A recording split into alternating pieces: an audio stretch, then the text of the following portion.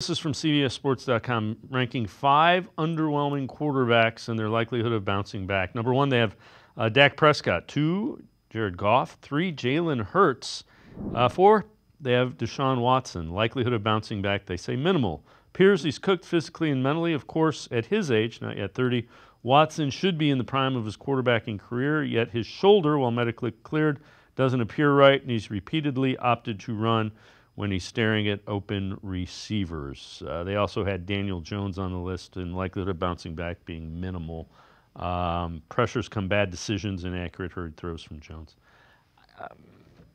I thought Watson looked better. Did he look the way I thought he would look against Jacksonville? Not quite, but if you flipped those games and the Jacksonville, not flipped them, if Jacksonville game was the season opener, I've been like, all right, yeah, we're on the right track. So I'm hoping the Dallas game was an aberration because it was pretty bad. There's no other way to say it. I mean, it was bad. Yeah. You really, you said it perfectly. There's no other way to try to spin that first week. But I will point out that the thing that really troubled me the most against Dallas was how uncomfortable Watson seemed to be in the pocket, how he was bailing clean pockets, creating sacks and pressures. I know his offensive line wasn't great, but he was, amplifying their struggles. And I didn't see as much of that against Jacksonville. I thought the operation looked a little bit cleaner. Obviously, they got to clean up the penalties and things like that.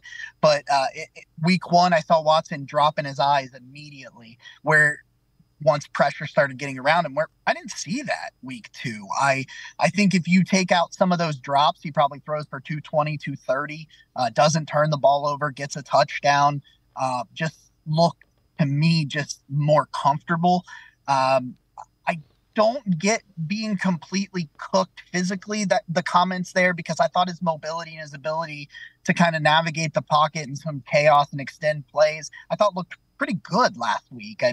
He may not be Houston Deshaun Watson physically right now, but I don't know that he looked completely cooked week 2. I know it wasn't perfect by any stretch of the imaginations, but he took a step forward, and now he's going to go home against a defense who's very young, very green in the secondary, and has an opportunity to take another step forward.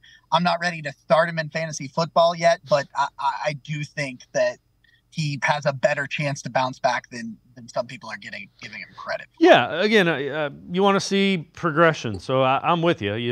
It was a lot better in week 2. If there is that marked of improvement in week 3, now we're on to something. And again, let's see them figure out what he does well in this new offense.